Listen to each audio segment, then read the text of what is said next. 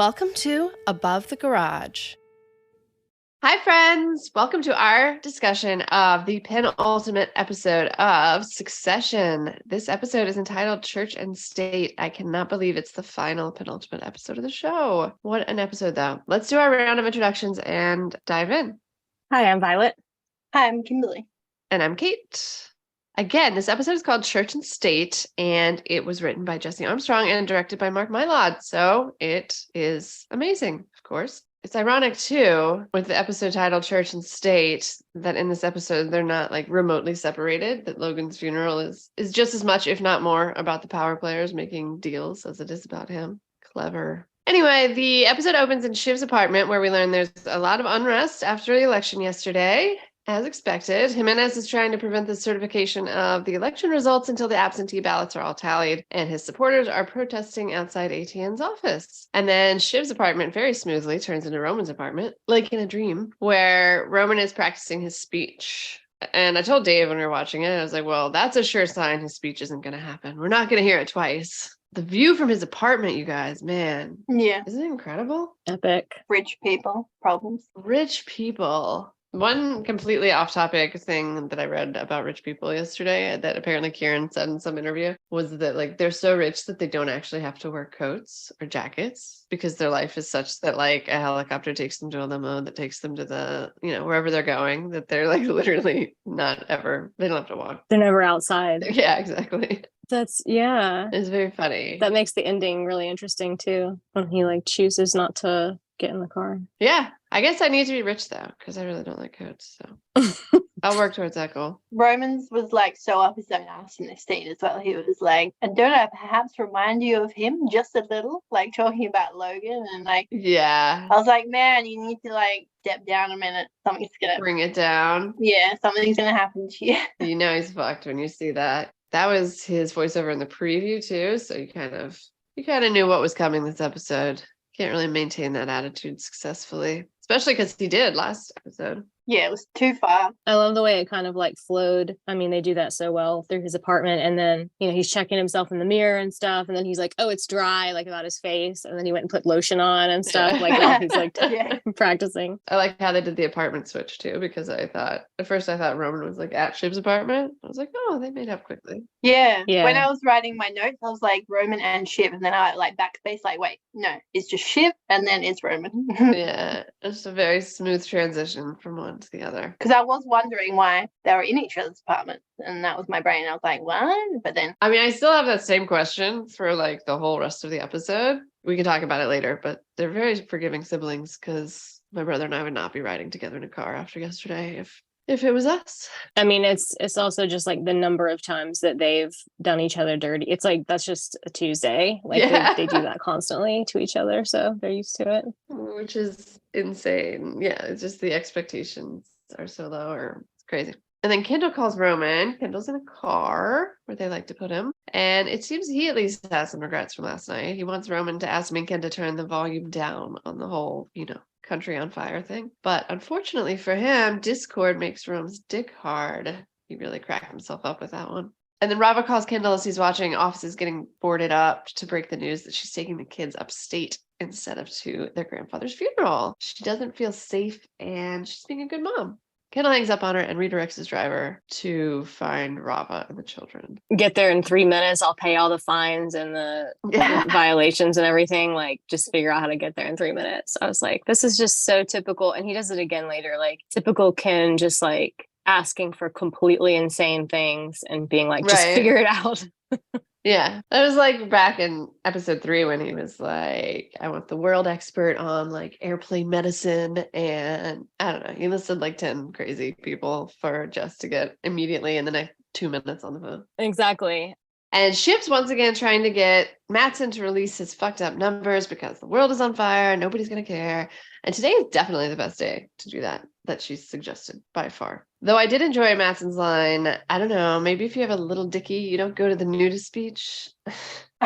I also enjoy how he says words like Botswana. I think he has one of my favorite accents. I do love the way he pronounces things, yeah. Yeah. I wrote down, no one is checking the dicks, which is what Shiv's comeback is to him saying. Yeah. There's just been a tsunami at the beach. Right? Yeah. I'm glad he takes her advice for once this episode.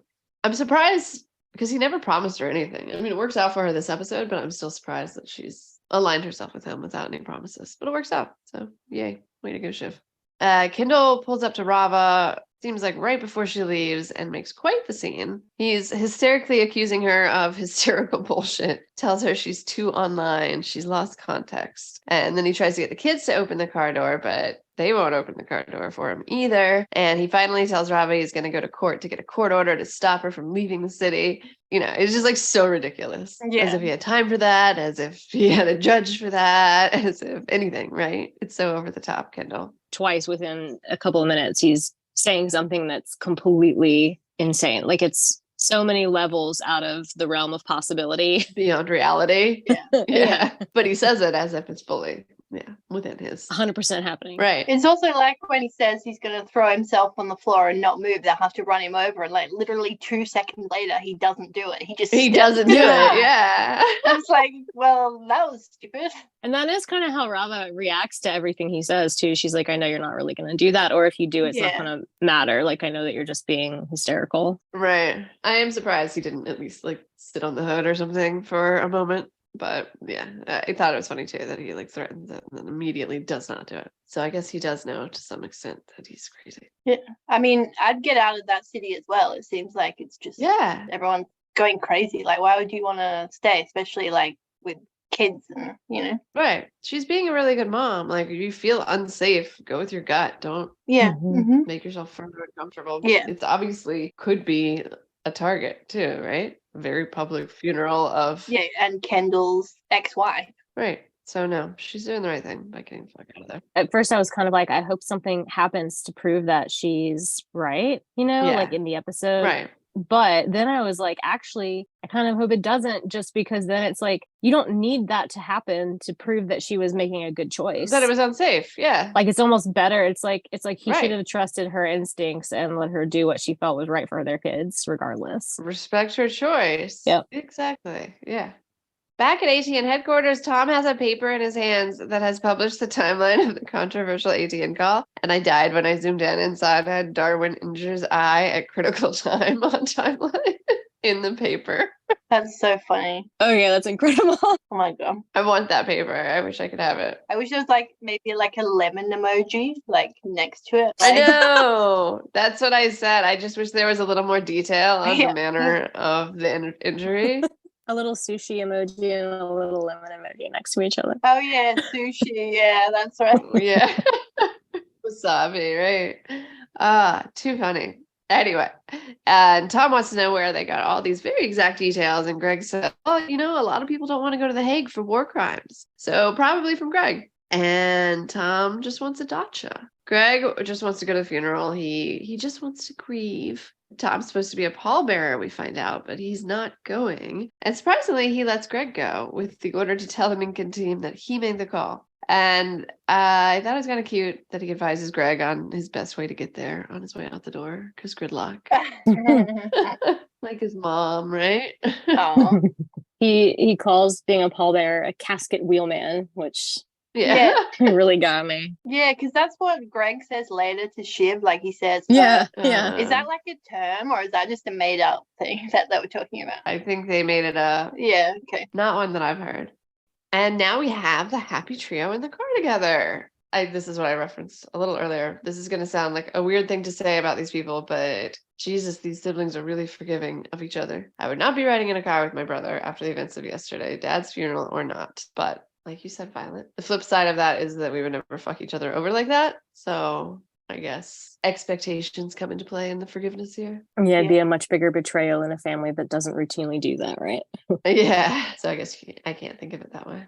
And then Shiv and Roman go at it a little about their traitorous alliances, and Kendall, who's really sad in the back, tells them about Rava and the kids, and Shiv and Roman are nice and seem genuinely sad for him. And Roman asks if they got Mom's invite for Caribbean air clear. After which, Shiv breaks the baby news. And it's cute how uncomfortable she is, like trying to like get it out initially. She's like, like hard to share that vulnerable news with her brothers, but she probably knew that Roman was gonna just be a disgusting little twat after that. He's so gross. It was. But she might have felt more awkward if he acted like nice or something. And then Kendall, I like when Kendall, like, he says nice things and then he's like, which Shiv correctly translates as the question, is it Tom's? He doesn't even have to say a word about it, which makes Roman laugh. And then Roman sets in with the incest jokes, jerking off. He sees her breastfeeding. Yeah, I agree, Kimberly. That's a little much even for Roman. That was just too just the time, just a little step over. Yeah. I feel like he gets extra sexually disgusting when he's nervous or about to have a breakdown or something. You're right. Because even when he was going up on stage, not that this was extra gross, but he had to say something about like Marcia on the way up, right? Yeah. Because that's his defense mechanism. Yeah, it's true. And Roman was so mean as well. Like he says, I thought you'd just been eating your feelings. I was like, oh, what an asshole. For some reason, that didn't bother me like at all, but I think it's just... What, because the disgusting sexual stuff probably was worse? Probably, yeah. That was just my full focus of disgust was there. It's funny though. Like I watched it a couple times just because I like watching people like get big news like that, like watching the brothers be actually like very stunned at first. Kendall just kind of like blinks and like turns his head a little different. Yeah. Yeah, it's funny. Roman has like a very similar reaction because their like entire like world just altered dramatically, right? Mm-hmm. Their sister pregnant when, I don't know, she doesn't seem the pregnant type, right? No. And Jess calls, she's scared too, before a bunch of protesters start banging on the kid car. If only they looked to see who was inside, but they didn't.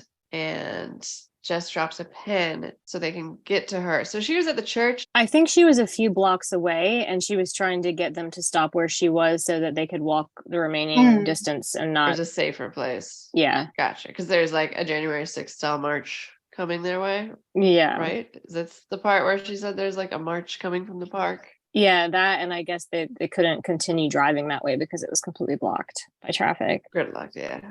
Okay, when they get out, Kendall tells her he's going to go for custody of the kids, which is like completely laughable, and I assume he will snap out of that by tomorrow. But yeah, it's just such a Kendall move, right? Mm-hmm.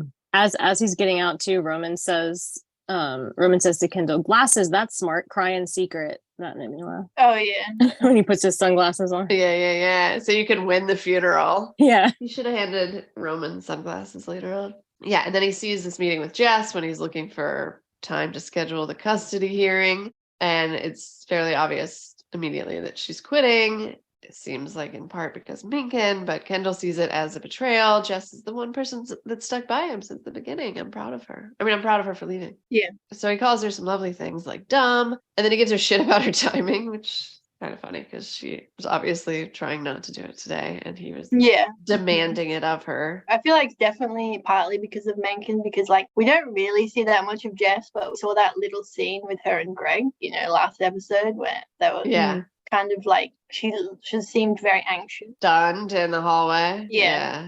Pushed her over the edge for sure. One other thing that I noted was that first he like bumps her meeting, like it's not important meeting with her. He's like, oh, move that.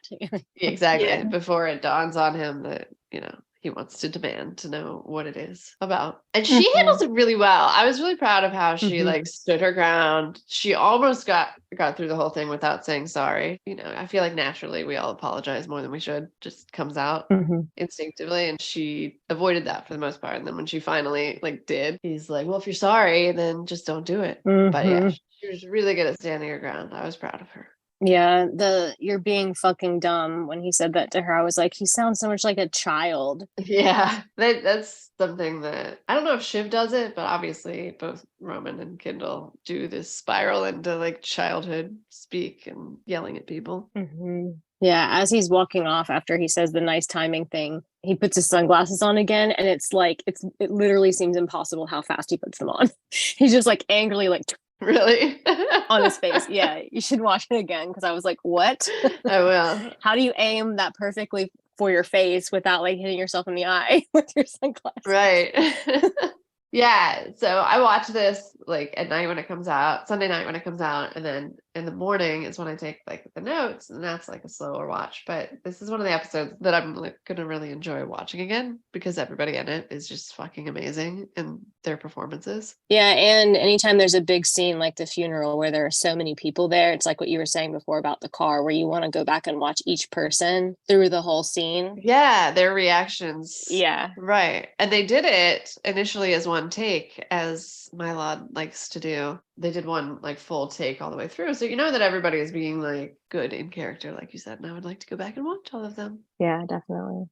And so walking off, we see like Kendall's on a real low, but that usually bodes well for him when our expectations of him are at our lowest. And he does once again. And then on the way into the funeral, up the steps, Hugo tells Kendall that Mattson finally took Shiv's advice and that it worked. The numbers problem for Gojo is becoming a non-issue. Shiv's telling Connor and Willa that he can't speak because lawsuits. And then Roman and Kendall are dividing up the board members as a safety net, which is a good idea by Roman. As Marsha arrives, and Roman fantasizes about fucking her own dad's coffin, which is a lovely image.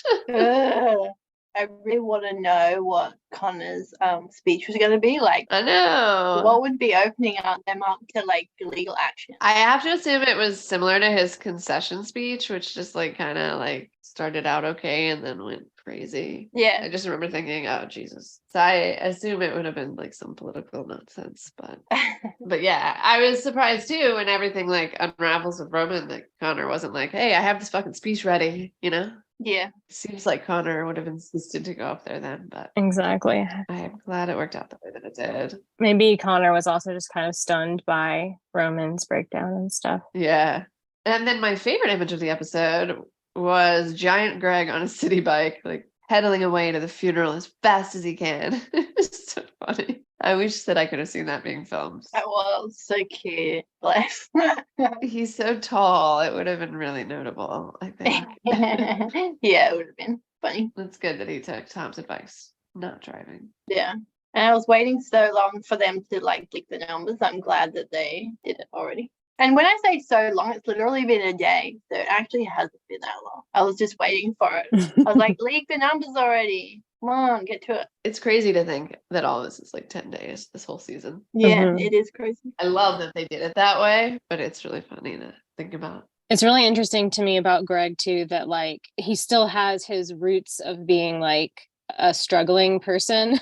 Like he's still okay with riding a bike through the city. Yeah. To get somewhere. Like he's like this kind of turning into the rich asshole, but still where he comes from is somebody that's just kind of like stumbling through life. So Right. He still has both of those things. The Roys wouldn't, like, no matter how late they are, they wouldn't have run on a bike. In fact, No. Kendall was so late for that one meeting earlier in the show that literally like was the most important meeting he had to be at in the entire show. Oh my God, he should have got a motorcycle or something. I just realized he could have got something. You can't just like stealing a motorcycle is a lot different than just grabbing a bike that's available on the street, Kimberly. But yes. But he totally could have called he's rich. Like, hello, you got a motorcycle for rent? Yeah. Yeah. Airdrop one. Airdrop this motorcycle. Yeah. Directly in front of me. Not a video game. But he could have ridden a bike. But you're right though, like he could have done something. He could have gotten out and run. He could have gotten a scooter from the side of the road, like something like. But he's too cool, right? Yeah. A hoverboard, like. Oh my God. Hoverboard. A jetpack. I like this movie, Kimberly, but Jetpack. Jetpack. So why didn't that ever work out? All right, back at the funeral. Sandy and her dad are here. Turns out Dad does not always smile like that. No. He was just happy Logan died in episode 4. Yeah. Which I suspected, but I enjoyed the proof. And Kendall says there's so many fucking money changers in the temple. Roman starts with Sandy, then he moves on to Frank, but he's actually trying to shore them up for him to lead without Kendall. Frank's response, I guess, made it clear he's not going to be part of Roman's posse. Was that your take? He's like, oh, okay. I also think because he said, like, Roman said something like, in case Kendall has lost his stomach for the fight, and Frank was just like, I think he was kind of telling him there as well that, Kendall is thinking about maybe other things as well, but also I'm not answering you because I don't want to. Yeah. There's so many conversations that take place in like rooms. I think there were like several pieces of information that probably he was responding to, because obviously then wanting to kill the deal, like Frank doesn't want that probably. Like he just wants to Get the money, the golden parachute. continue on the path and get the money. And yeah, exactly. So like there's that. And yeah, I actually went back and watched that a couple times because I was a little bit like, which part of that is Roman? Because then Roman's like, oh, like he realized, oh, Right. I'm not going to be able to get through to you, basically, or you're not going to be on my side, or yeah, he picks that up quickly. I'm surprised he thought he was going to be. Like, Roman's hated Frank and been such a mean little bastard to him, like, since the first episode. Like, I'm surprised. Yeah, I like Frank. Like he's always like there to kind of like be a real dad to them. Not that they took him up on it, but Yeah. I love Frank too. yeah. I wonder if anything's going to happen of the Frank thing where Kendall in episode 8 was like, he wants to buy Gojo instead of Gojo buying them to Frank, remember? I don't know if anything's going to happen with that. All right. It doesn't seem like they're going to try that angle with an hour and a half left, but maybe. Who knows? Yeah, it hasn't come up again. So Greg makes it to the funeral. He comes running in after Minkin and his people walk in, and Greg manages to eke out a sad day before he asks Roman for a Minkin intro. Roman tells him if he keeps Ewan from speaking, he'll make the intro. Nice trade. Greg is happy. Roman makes like this sound of disgust as he walks off. Greg is also a very sweaty egg. Yes. From riding the bike so hard. Sweaty egg. Yes. There's a lot of moisture on faces in this episode, I noticed. But I don't know what, like, as we see later, I don't know what they expected Greg to do, short of like locking him in a broom closet or something. Like, there's just literally no power. Yeah. I like when Roman is describing what Ewan might do, and he says if he starts unfurling a banner. It was really funny. And it like really paints these images in your head. Yeah, I was like imagining him holding up like a handmade banner in front of the church. Exactly. The height difference between Roman and Greg is also incredible. Like, yeah. it must have been kind of complicated to shoot too, because like a lot of the time, they put people on blocks or whatever, so they lessen the height difference to make it easier, but they like really emphasized it in the scene where you could tell like probably the real height difference, which was cool, but probably hard to shoot. Yeah. And then the old guard are having a little huddle, and Jerry asks how glad they are that he's gone. And when Carl says that he misses him, she's like, oh, that's just the Stockholm syndrome mixed with a little China syndrome. Jerry's like not fucking around anymore. It's kind of interesting, her attitude now. Yeah. It's kind of great. I love it. Yeah, me too. I love Jerry. Yeah, another thing I love about this episode is there are so many great lines. Like Shiv, when she sees her mom, I thought I could hear the sound of Dalmatians howling. Obsessed with that line. So good. It's brilliant. She does have a Cruella de Vil. I also thought Shiv's like outfit reminded me a little of Cruella de Vil. I don't know why. Perhaps aptly, as she's planning to parent like her mom. Anyway, Shiv doesn't have to actually make the pregnancy announcement. They do all that without any actual real words. Her mom's like, are you okay? I mean, first she just like looks her over and she's like, oh. Yeah, she knew. Yeah, she knew like as soon as she looked at her properly. Yeah, I thought that was interesting. But I like the question, are you okay? He is that's a strange way to address it. And then she's like, blimey, well, I never. Well. And then Shiv says, thank you. So that was their whole conversation. No actual sentences. Mommy's hurt. Shivy didn't tell her before, which gives Shiv a great opportunity to shiv her. I have to be careful with the information I give you. Mm-hmm. Oh my God. Did you guys catch Caroline's husband announcing Daddy's here? Yes, it was so gross. At their dad's funeral? Yeah. I was like, dude, calm down. The balls required for that. And then he just immediately excuses himself. Yeah. Like, that's an amazing thing to say. And Caroline had already told them that he was very excited. She thinks he brought his autograph book for all these senators. What a douche. Shiv sees Mattson and makes a beeline for him to request and receive her praise for the numbers, for outing the numbers today. And then they talk Minkin strategy. Shiv suggests they offer Minkin an American CEO, one that she knows well. She even calls herself Mattson's puppet, which must have been hard to swallow. And like any good man, he suggests she can't do the job because she's pregnant. But Shiv promises to be a shitty mom, so no problem there. And then Mattson's final concern is the whole Minkin Shiv Haiti thing, which she assures him she can fix. I really liked Alexander's, like we were talking earlier, the way he's delivering his lines, like especially when he's like, he said that she's pregnant, and he went. And then Shiv's line where she's like, she's one of those hard bitches, right, who's going to do 36 hours of maternity leave, emailing through a vanity cesarean. Poor kid will never see it. I could see that happening. I know, me too. The vanity cesarean really got me. Yeah. I'm like, she just like, I could just imagine her like filing her nails while they're like, yeah, scheduling it, right. Doing the C-section. She's like, her laptop's like on her, like while she's. Yeah. Totally could see that happening with Shiv. I could too. And what I can't really see is her being a good mom, unfortunately. I'm sorry, Shiv. No. But I hope that I'm wrong. Maybe she'll be able to hire an amazing mom for the kid though. Yeah. I mean, that's their best bet. So the best nanny mom. Because Mondale. Like we've seen her be a caretaker of someone and she doesn't give a shit about Mondale. Later in the episode when she's like, go to the apartment, I was sad that she was staying in the apartment instead of him because of the dog. It's just not fair. The dog like upsets me on a regular basis. Yeah, poor Mondale. Although they probably also have like a really well-paid dog walker. Yeah, full-time dog care. Yeah, definitely. But that dog has to stay in the apartment with her or them not, Yeah.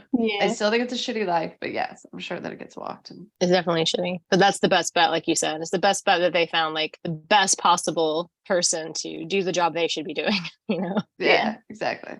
This next part is like one of my favorite parts of the whole episode. I know. It was so unexpected and amazing. I love this scene so much. It's so good. I do too. So good. Yeah. So Caroline then shocks all of us as she goes to get Carrie to sit in the front row with the wives and mistresses. And it's totally shocked me and it shocked Carrie too. Yeah. Zoe Winter is so good in this because you can tell she's shocked. She's got that Chuckles the Clown smile on again for like a minute. Just like this huge. And then she starts acting super awkward. Yeah. And like talking a lot, doing a nervous thing until Caroline introduces her to her Carrie, whose name is Sally Ann. And then they all sit together. I love that. It was super. And then Marsha puts her hand on Carrie's. Yeah. Who's doing like the best, like crying, trying not to cry thing. Like her acting there is incredible, I think. Yeah. It was just such a funny, good scene. And Caroline's delighted that Logan would be like furious. Yeah. That they were all together. Yeah. That was very sweet. Obviously, Caroline's a complete bitch, but I actually really liked her this episode. Right. Especially in this scene. Yeah. I just love when she was just like, it's water under the bridge, like whatever, like yeah. Mistresses. We both had mistresses. Let's let go of it. I thought it was the only thing off about it was the implication that he only had one mistress per wife. Oh yeah, totally. I think that's probably far from the truth. Just the main ones. The main one, right? Yeah. He's had plenty more people. Yeah. Funeral's about to start, so Greg calls Tom. Obviously, Tom's not going to make it. He's got to make the call. So Greg's probably quite excited. He goes to break the news to Shiv. They're down a wheelman. And Peter's quick to volunteer to fill in. Greg gets maybe his only positive feedback from his cousin when she tells him yes and stepdaddy an emphatic no. Yeah. So yeah, she likes him more than one person in the world. I loved that. Yes, no. Yeah. Yeah. That's great. And he just fucked her like yesterday. So True. I'm surprised he would even ask her for the gig, but I was really happy for him that she likes him more than Peter. Yeah. Honestly, fucking each other over is kind of like a rite of passage with this family, right? So maybe she's like, all right. You're right. Might be how they show affection. He's now moved closer to my circle because he fucked me over. Yeah. Yeah. I respect him, right? Yeah.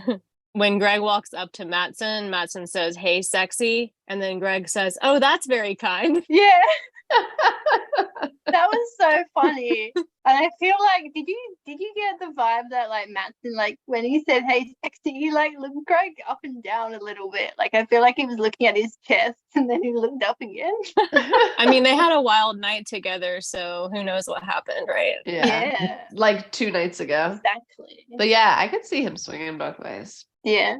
Anyway, it's showtime, and Greg has got a lead role in the procession. Good job, Greg. And Ewan is looking quite dapper. I love that jacket on him. It's like the best costuming. Perfect funeral outfit for him. As everybody sits for the eulogy, and we're expecting Roman to get up, which he does, Ewan also rises, and Shiv and Greg like panic and make a scene in the front, trying to get him not to talk, which looks terrible. and they give up. And he's just like, I'm going to speak.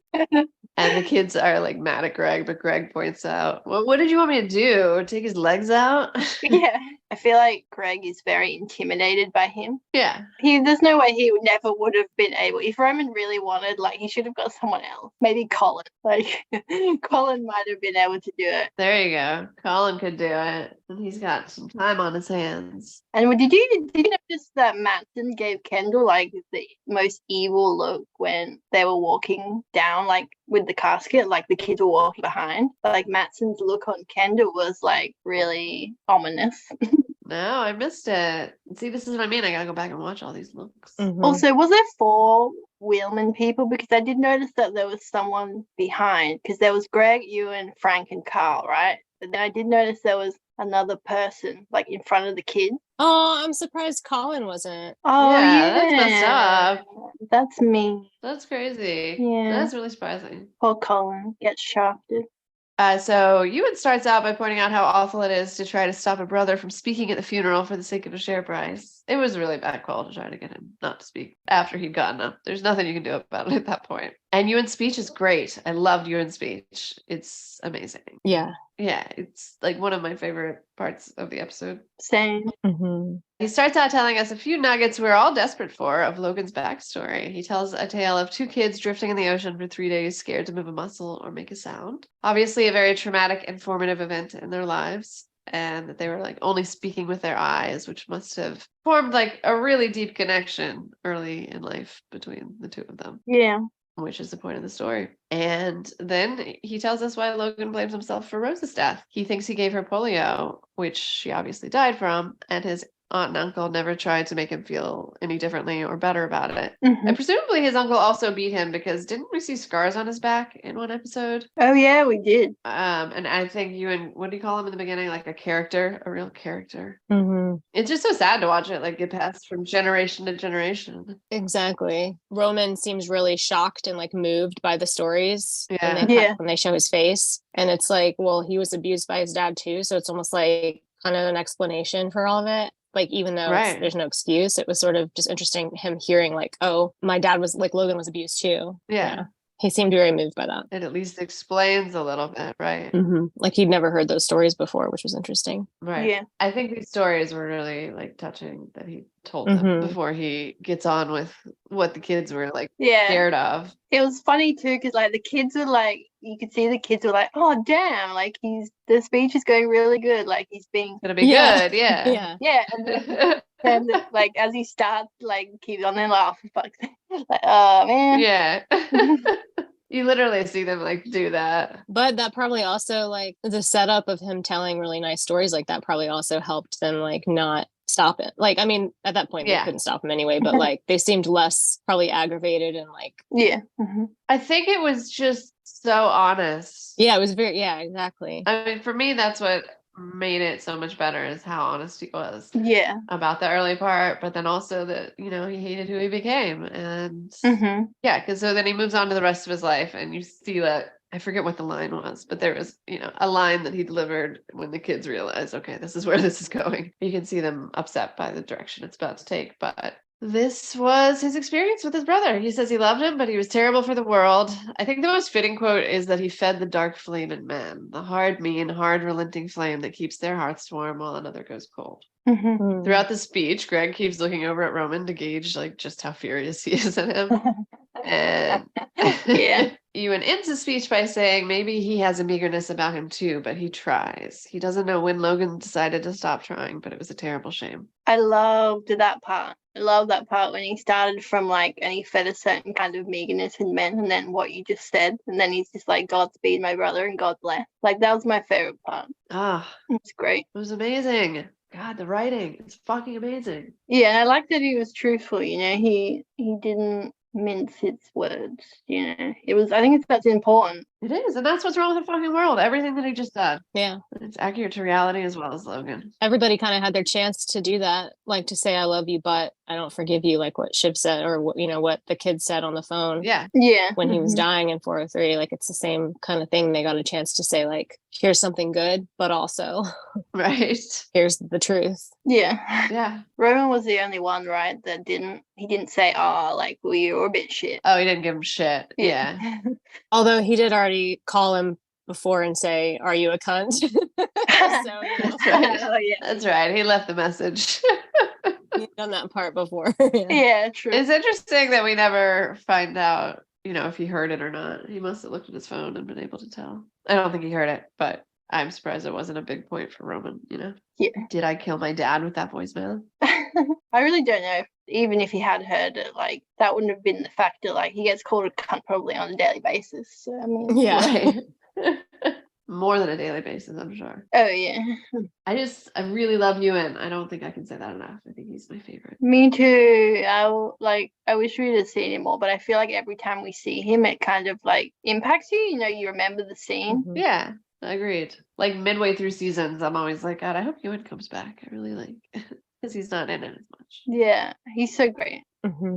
Yeah, and then after his speech, Roman like already looks kind of paralyzed. So Kendall double checks. You're gonna say the other side, right? Yeah. I enjoyed the way that they phrased that. That's not everything. And then Frank even checks on him. You okay, son? Yeah, I pre-grieved. Not your son. That's not your son. Yeah. Not your son.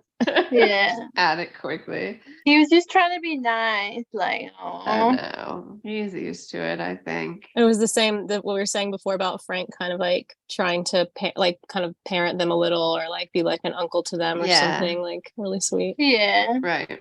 And I didn't know, but we mentioned earlier that he said he's going to hit on Marsha on the way up in response to Kendall's concern. And then when Ewan sits down, Greg compliments his speech. He says, that was a good hard take that you gave.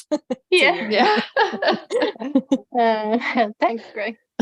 Still so funny the way he talks. And I was like, yeah, you best get back in with him. He should have stuck with him in his 250 million promised inheritance in the first place. I know. Could have kept his soul too. Yeah. It's so crazy. Like, honestly, worst decision ever. Yeah. And now for Roman's train wreck. He starts stuttering, obviously choking, and finally calls the siblings to come to him, which I thought was really sweet. And they all come, even Connor. And then he has his full-on breakdown, asking if Logan's in there. Can we get him out? Oh my gosh. Even Caroline looks fucking sad. Even his mom. She doesn't get up or anything. Yeah. But I'm glad she doesn't. But watching, like, this is so heartbreaking that it even made her feel feelings. I was crying. Yeah. And how on earth are they going to decide their Emmy submissions? Like, Kieran specifically was so fucking good. All in so many different episodes this season. I would not be able to choose one. Yeah. I think this one. Yeah, me too. This breakdown was unbelievable. And the ending as well. Yeah, and the ending. There were several points, making the podcast where I like forget about my notes. Like where I'm trying to like take notes, and then all of a sudden I'm like this episode and then episode 403. Yeah, I just remember both times like just forgetting to even worry about thinking. I got so sucked into what was happening and so like emotional about it. Right. And this episode, that was the moment where I was like completely abandoned. Like my notes basically like stopped here and I had to go back and like, figure out what I was going to say because I was like, I got so sucked in and his performance was so incredible. I know. Same thing. That was me during both the speeches. I was like, oh, wait, I didn't write any notes. Rewind. Go back. So good.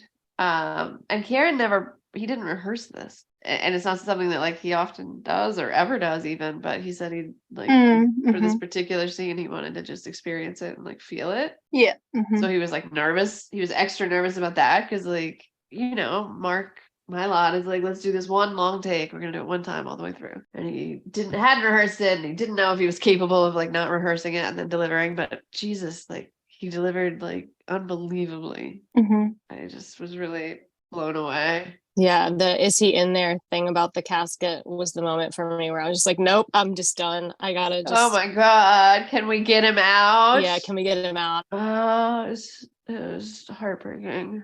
Heartbreaking. He definitely did not pre-grieve. No. Yeah, don't try that. Yeah. It's also like, I feel like grief really does, like, you know, one day you feel fine, not fine even, but like the way he's been acting, and then one day it fucking hits you like a tsunami, you know? And so I thought that that was accurate. They've had so much stuff going on too. They've been like very distracted from thinking about it. Right. They've been so busy, yeah. And I was surprised too, in the same interview I was reading with Kieran, he said that Jesse came to him during like episode 5, and he was like, I think I fucked you up with the like pre-grieving trajectory. I don't think that that would be how Roman would react. Like, okay. And Kieran was like, no, like, you can be totally fine one day and totally fucked up the next day. I think, you know, you're doing great. Just keep writing. And this was a perfect moment to just lose it, you know? I mean, it's the worst moment ever to just lose it, but for the television show, for the sake of the show, it was great entertainment. And the fact that he reminded us about the pre-grieving as he's walking up right as he's about to break down. Yes. Yeah, good call. It was a well-timed thing to say. Yeah. Right. I could not tell though if Jerry was sad or annoyed. She looked like more annoyed to me than sad, maybe. But I feel like she was feeling bad for Roman. I really did. Yeah. I think she even though they've like, you know, had their they're like at war fights, I feel like they were still close at one point, and you know, you can feel bad for someone, like even if you're not close anymore. Right. I don't know how anyone can watch that and not feel bad for them. Yeah. Right. You're seeing such an honest emotion from him there. And like, although apparently Ray didn't. oh yeah. He's videoing it somewhere in the audience. But then when they're looking at the video, obviously you can tell Jerry like was, because she's like, oh, don't. Thank God for Jerry and Frank. Yeah. Carl was awful. Oh, so mean. So I think she must have been feeling bad at this point too, just because you can tell that she was then as well. Right. And the siblings have a quick discussion over the crying Roman. I also like the Kindle and like the hug between Kindle and Roman. It just like collapses on him. And they're like, somebody's got to see the other side still. And it turns out it's going to be Kindle. And he crushes it. Roman's got to keep Kindle around, like, just for the public speaking. He's so pulling speeches out of his ass is like the thing that he's the best at. Yeah. Can you imagine that skill? They're incredible. Like, they're so good. I mean, the words that he used, like, who says corpuscules in the middle of a speech? I literally said, what the fuck does that mean? I have that note. What does it mean? Yeah. Same. I had to go, like, look it up. Yeah. But it's like, he just pulled that together from his brain, like, with no prep. That's crazy. It's incredible. I didn't understand. I had to watch that speech, like, twice at least, because I was just like, what is he saying? Like at one point, I just did not understand. Like I think the first part of it, I was just like, huh? Like everyone's really obviously impressed. Like I can see that Mattson looks impressed, Mencken looks impressed by the speech. And I'm just like, what? But what is he actually saying? What is he actually saying? And then like towards the end, I was like, oh yes, he's using simpler words for me. Thank you. Yay. Violet, you gotta tell me what the word means. Corpuscules. Yes. It says a minute body or cell in an organism. Oh my God. So a minute particle regarded as the basic constituent of matter or light. Oh. Yeah. So he starts to use Roman's notes, but then he just goes off the cuff, which he does the best. He focuses on the business angle, not the father angle. Look at the lives and the livings and the things that he made, that he built. He built so much. There's always a million reasons not to do things, but he was never one of them. Caroline didn't like the part when he said he made me and my 3 siblings. Did you guys notice at that point? Yeah. And he said, yes, he had a terrible force about him, but it was only human, the will to be and be seen and to do. And Kendall hopes that that magnificent, awful force is in him. He ends by saying there wasn't a room on earth Logan couldn't walk in and be comfortable. He was comfortable in this world and he knew it. And it was just such a fucking good speech. It didn't lie either, you know, he was honest, but he focused on this incredible empire that he built and what a force he was. Yeah, I think my favorite part, and now people might want to tend and prune the memory of him to denigrate that force, that magnificent, awful force of him. But my God, I hope it's me, because if we can't match his vim, then God knows the future will be sluggish and grey. Yeah. I don't know.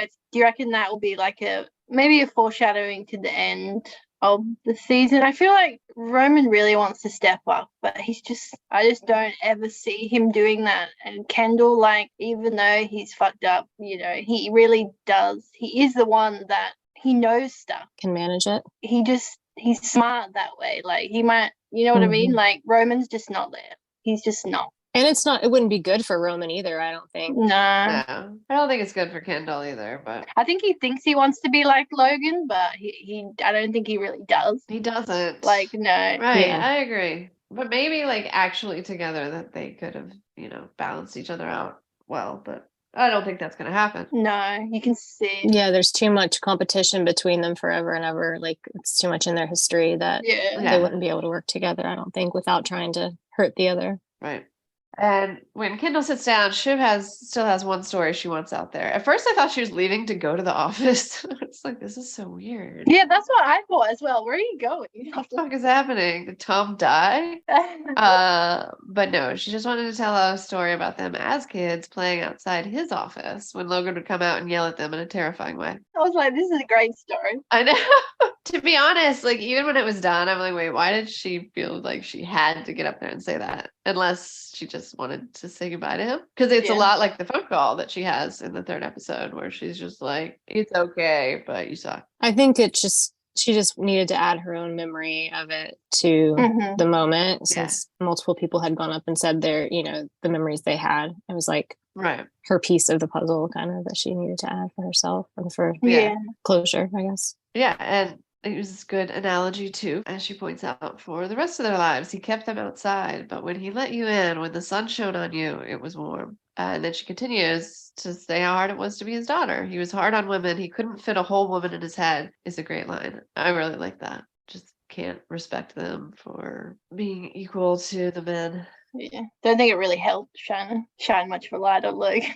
I'm glad she went up and spoke. It definitely was not overall flattering. Yeah. But she ended it with, he did okay. You did okay, Dad. We're all doing okay. Actually, she ends it with, goodbye, my dear, dear world of a father. Which is sweet.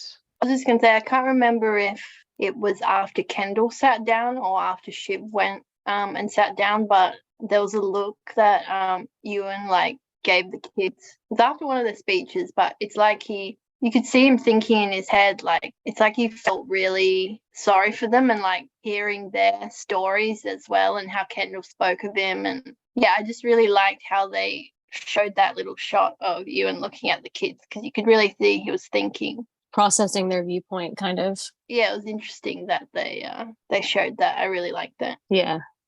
Roman's sobbing again as they start to take the casket out, and Colin looks so sad. Oh my god. I know, right? He was crying. Oh. And Minkan reaches out as Kendall walks by to tell him that his speech was wonderful. And then again, a few seconds later at the doorway, to tell him that it was perfect. You can tell that this speech really, really struck a chord with Minkan and impressed him. Yeah. Mm-hmm. And Mattson too, I think we mentioned as he was watching. We didn't mention it, but the clapping that happened after that speech, Roman was so pissed. You can tell that he was so mad that people were clapping it. Oh man. But it was also in the Living Plus episode, right? When he decides not to speak, and then Kendall hits it out of the park, and then Roman's obviously upset and leaves angry. Yeah. But yeah, Kendall's he's the speech maker. Mattson being impressed with Kendall's speech here, I feel was even more impressive, because even though he saw the Living Plus speech, this time he saw the breakdown and the save part of it. Do you know what I mean? He saw the part where Kendall had to come up there and save it. Come out of nowhere. Yeah. With nothing prepared. Right. And how well he played in the moment, when the pressure was on. So that's pretty impressive. Yeah, I agree. Hugo's still gathering intel for Kendall, tells him of Shiv's plan with Mattson, and then they drive to the mausoleum Logan got on clearance for $5 million. Kendall comments that this is a great deal. It is, I guess, for a billionaire, that does seem like a great deal. He's $5 million forever. It's not like rent. That's so expensive, man, for one of those things. I don't know. That thing is fucking massive. I have no idea how much. And it holds I don't know how many people, but more than one. Yeah, there was a few there. I'm actually on Kendall's side. Yeah, the way they're like standing there just staring at it together, like the shot of them both just like looking up at it, or all of them just looking up at it, like, yeah, that's a good deal.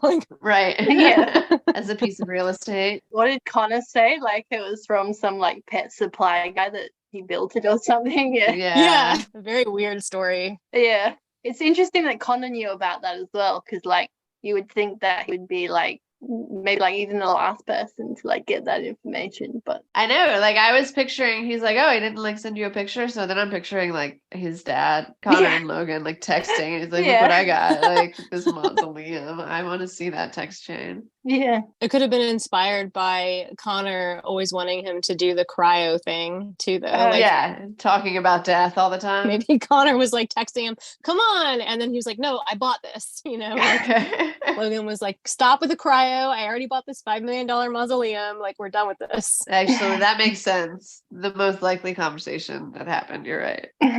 I thought it was funny when Shiv asked if he was in a bidding war with Stalin and Liberace. It's the kind of people you can picture in that thing. And the tax write-off comment was good too. She says something like you can write it off because it's technically a residence. Yeah, that was funny. It was interesting when Connor said he thinks he just didn't want to go into the ground. Yeah. Seems like a Logan thing to not want. I really enjoyed the siblings inside the mausoleum discussing like the extra drawer availability. Connor calling the top bunk. Yeah. And Shiv laughs at the idea of finally getting to know Dad. While Kendall says, I couldn't even finish a scotch with him, so eternity might be a little long. Yeah. I don't know if anyone wants to stay in there with Logan. Just Connor. Connor and Willa and Logan for eternity. Oh, yeah, Willa would love that. Yeah. Totally. I feel like Willa is like practical enough. She'd be like, I don't care, sure. We can do that. Carrie would go in there with him. Oh yeah, totally. Maybe he could just have all his like wives and mistresses in there. Oh yeah, there's no space for that. Yeah, and then Peter Munyon can like buy one next to it, and like he can like have his own little one. I feel like Peter Munyon would take Caroline's spot because there's no way Caroline's going in there.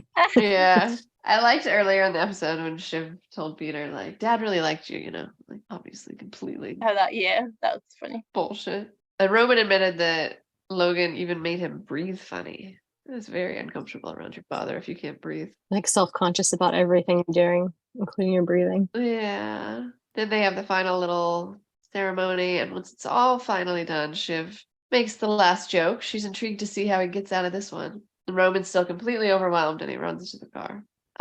Shiv gets up and asks Frank and Carl if Dad was really, it seems like she's asking if he was as bad as he seemed. Yeah. And they don't lie. They say, what you saw was what you got. But she's disappointed. After she walks away, Carl looks to Frank. He's like, right? Like, right. I really love that bit. It was so funny. I feel like they kind of sugarcoated it a tiny bit, but like, Definitely. He was actually worse than you thought? Yeah, exactly. And that's what I thought they meant, like, afterwards when we saw that little bit. Yeah. But I mean, Shiv saw pretty bad. Like, yeah, she knows how bad he was. Oh, yeah, I think Frank said, he said he was a salty dog, he was, but he was a good egg. That's what Frank says. And he did not believe that, like, at all. No, the good egg part was definitely a bit of a sugar coating, like you said.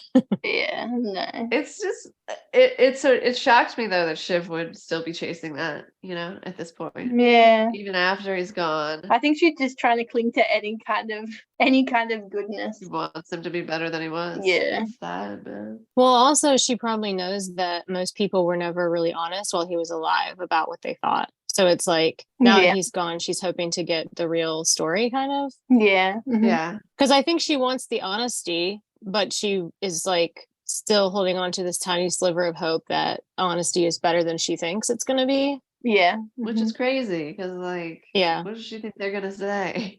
It's all sad. And then Marcia approaches Shiv for a moment, which was also, like, a nice moment, because they've never gotten along. And Shiv's, being normal with her. Marcia's great in this episode. She is. She's awesome. She's so sweet. Yeah, she had a heart this episode. Yeah, and then Marcia points out he broke all of their hearts. They have that in common. I loved that line. Yeah, which made Shiv cry more. But Kendall's back to business. Hugo makes a good Star Wars ref. And Kendall tells him to leak to the media that the family doesn't like the deal.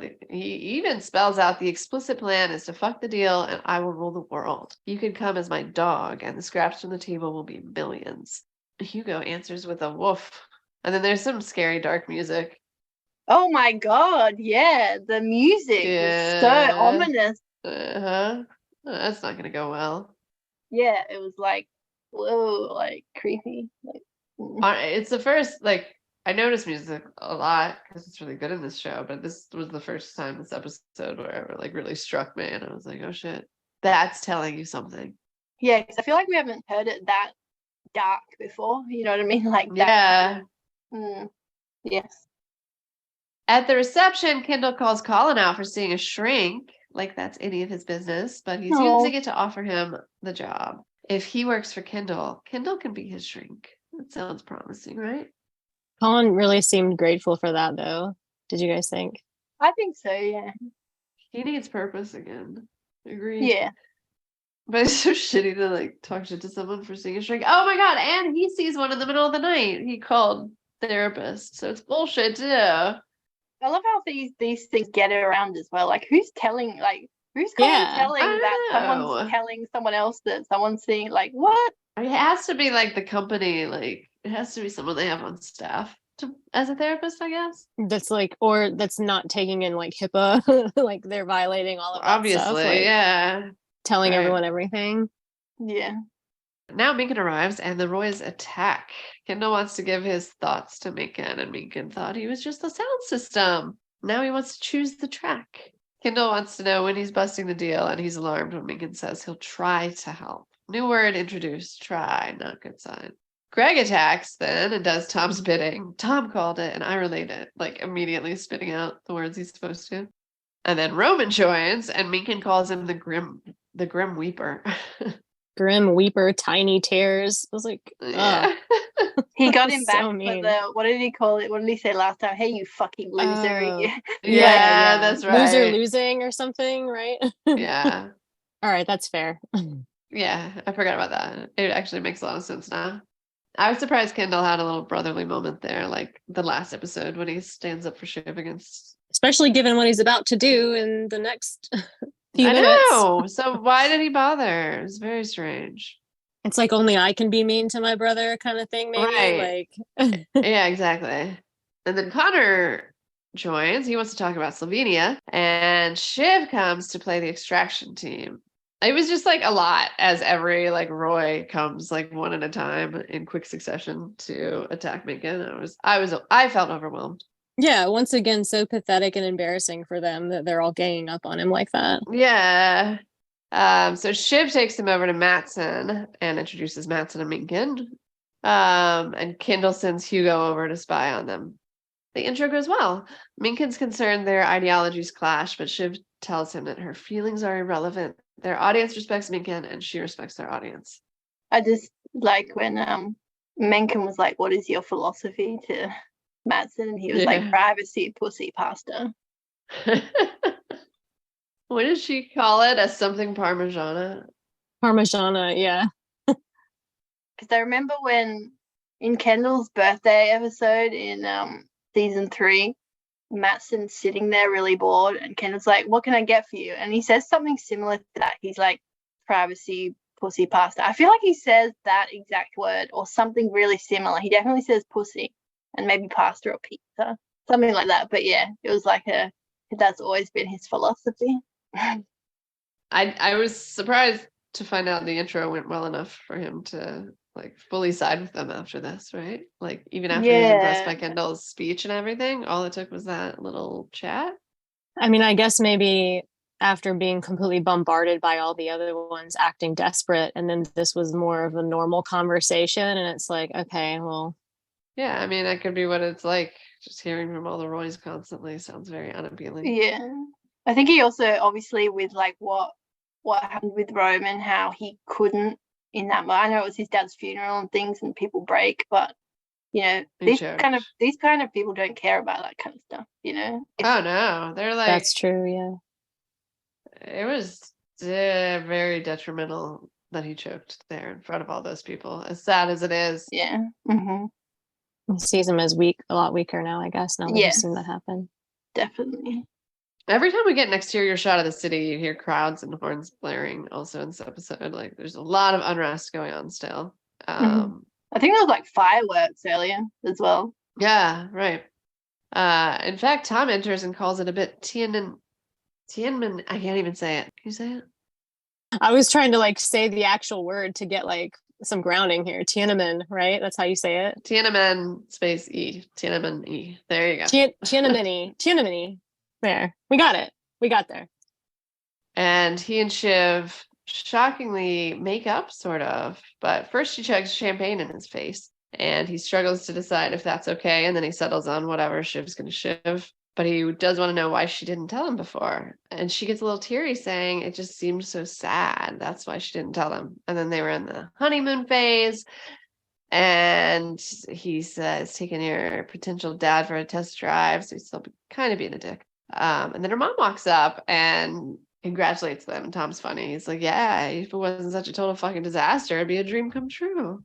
And then Mummy tells Shiv that momming is hard, which is pretty fucking amazing coming from her. As Shiv points out, by saying she's going to raise it the family way, not see it.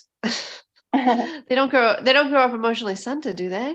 Oh, I shouldn't think so. That whole scene was really funny between the two of them. It was funny. I like when Shiv said to Tom that he wouldn't have dared miss Logan's funeral if he was still alive. Yeah.